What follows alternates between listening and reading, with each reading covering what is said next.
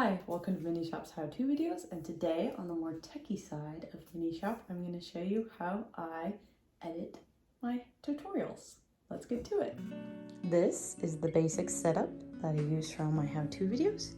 I usually just plop my phone up here, and sometimes I have a magnetic base for this. It's a canvas lamp. It's got a few different settings that I can make it brighter or switch the color tone, depending on the lighting that day, and it can go up, down, all around. Usually I plop that in there and then I adjust it to however I'd like. I have my tools ready usually, and this is my microphone that I use. And then I'll have the clay ready for any of the videos. And I usually like to have the creation sitting, whatever creation the video is about, sitting. So I take that video on my iPhone and then I edit it, and I will show you now how I do that. After I finish videoing, I airdrop the video from my iPhone to my iPad, where I open Adobe Premier Rush, which is a free editing program. I add media and I select it from my camera roll. We'll just do this one for the example. I click create, it uploads. And what I do first is I separate the audio from the video, and I go here and I lock the video, and then I zoom in on all the audio and I cut out all of the spaces. All right. So there's a space right here. I cut it and then slide them closer together. All right, you'll need a work mat to protect your tabletop.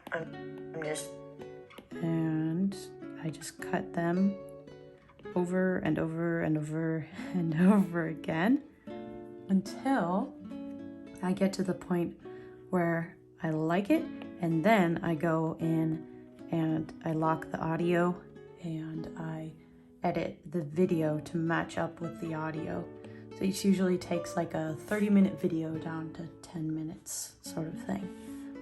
Here's what it looks like when it's all edited together.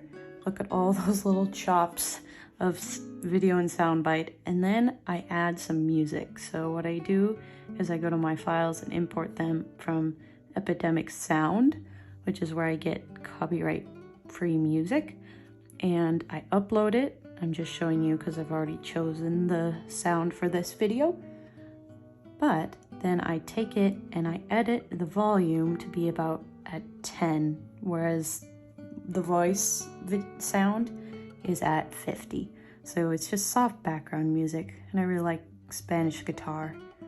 After I'm done with that, I check everything, make sure it's all good, and then I export. So I click share, export, and this takes between 10 and 30 minutes sometimes for it to just load all the way and export to my camera roll. So I'm not gonna wait around for that. I'll just show you the next way to go. Once the video is in my camera roll, I pop to my YouTube channel and I click add a video. I upload that video. I normally here put in the title and the description and everything, and then I wait for it to upload, which it can take between 10 minutes and 3 hours, so it really depends. And I just check it, make sure it looks good. I keep it private until it's scheduled, and then I go to Canva to create the thumbnail.